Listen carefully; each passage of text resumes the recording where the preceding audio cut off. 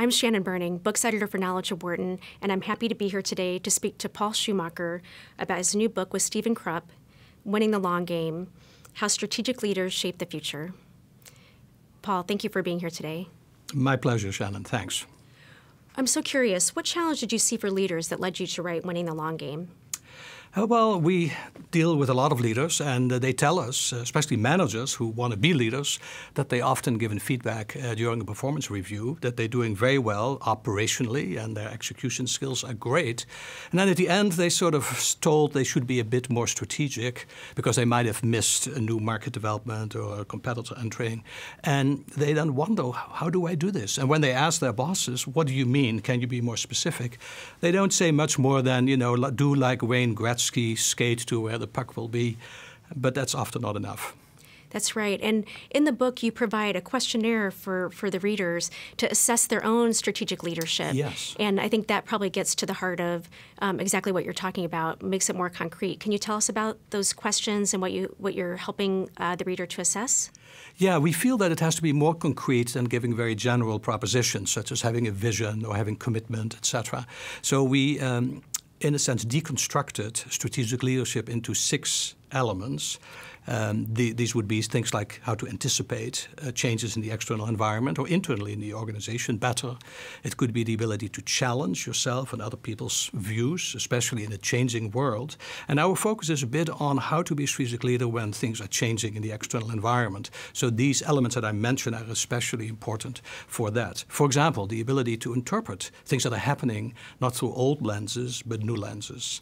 And then in the world of uncertainty, the ability to make tough decisions. That takes courage. You can't wait for all the information. So that's a definite leadership skill.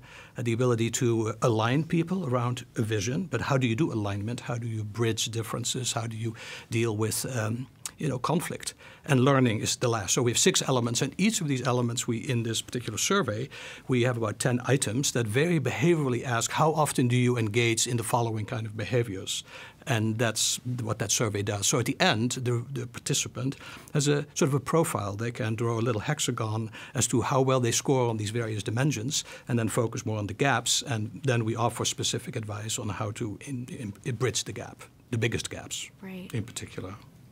One of the things that's so interesting is that in each of these chapters, you're really looking through the lens of discipline as a priority. Yeah. Can you tell us more about that?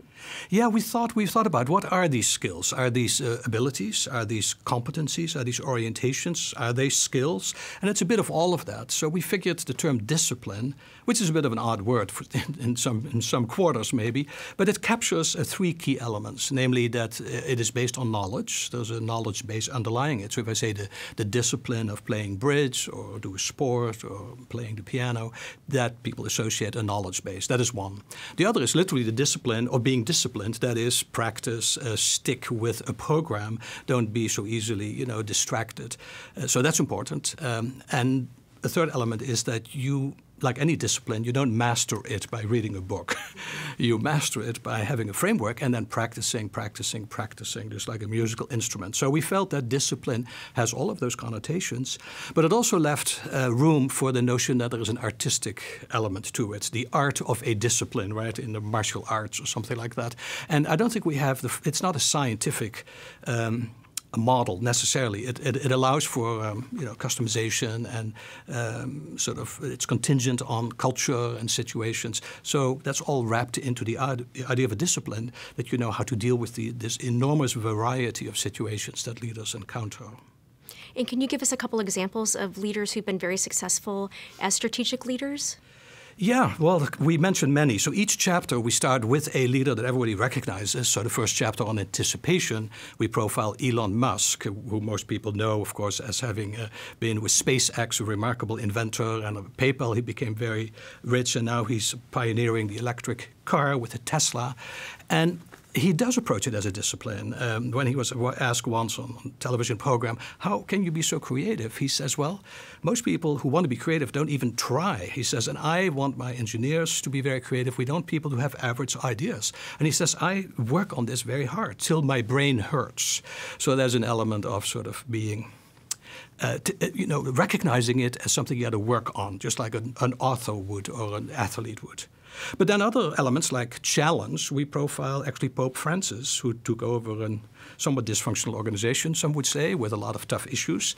And he's really, it's a tightrope. How much does he really challenge? There's dogmas that he can't, canons of the church that he has to. And he's very conservative in some ways, and he's very liberal and very remarkable in other ways. So for each of these topics, we kind of profile leaders who we think were very impressive. In business, we describe Mr. Holliday, who was the CEO of DuPont. And early on in 2007, he picked up weak signals that we're going to hit a wall with the economy. But they were truly weak signals, like the reservations on Hotel DuPont were down. He picked that up at a reception, or was in Japan, and a Japanese customer wanted more cash. He was short of cash, so he wanted to get postponements of payments, etc. And then the auto companies, which are big for DuPont, wouldn't share their production plans. And he gets his information disjointedly, and he puts, like Sherlock Holmes, kind of puts together the picture and sees what's happening before others do, and survived as a consequence the deep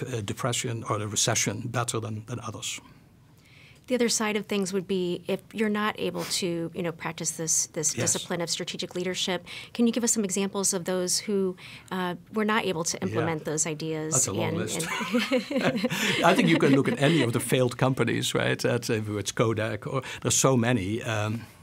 Nokia would be an example. But the ones we profile are companies like Lego. Lego, the Danish company that has all the lovely bricks, plastic bricks. They really were almost bankrupt after 30 or 40 years of great success. And it was really their inability to anticipate changes in their market. In particular, the video revolution, the sort of the IT revolution, that games were becoming electronic. And they were almost, and in Billund, in Jutland, Denmark, where they employed almost 2/3 of the town. You can imagine how devastating this was, because the company almost went under. And then they had the opportunity to cut a deal with Lucasfilm for, sort of a really very successful, the Force, they embraced the Force, and that saved them. But there was one leader who killed the deal. He said, we're not going to work with outsiders. We've always done it ourselves. Was very distrustful of the outside world. And he said, over my dead body. And it wasn't until a senior leader recognized that they were falling behind the times, that the world was changing outside of Denmark, and they needed to really team up with partners who could do this much better. As a final question, Paul, can you tell us what you hope readers will take away from the book? Yeah, for one, we hope that readers who aspire towards strategic leadership start to realize that you need to integrate strategy and leadership in a world of uncertainty much more than is typical. The typical model is, a strategy gets formulated, leaders are involved in that process, but then others often execute. And then, of course, in a world of uncertainty, no business plan survives contact with reality. So you need people who are very good in picking that up quickly and be able on the fly to make adjustments. So the tighter integration, that's one. They will have a conceptual model for what is really at the core of doing this sort of rare skill very well. And they have some instruments. But I hope that they will just also learn by example, by just reading the stories of leaders who were really quite remarkable. It's fairly international, so it's not just American leaders. We profile them across the world. And then also they may want to mentor other people. So leaders who are already strategic can use the book as a guide to tell people who they feel should become more strategic how to do that. Thank you, Paul. It was great to speak with you. It's my pleasure. Thanks, Shannon. Appreciate it.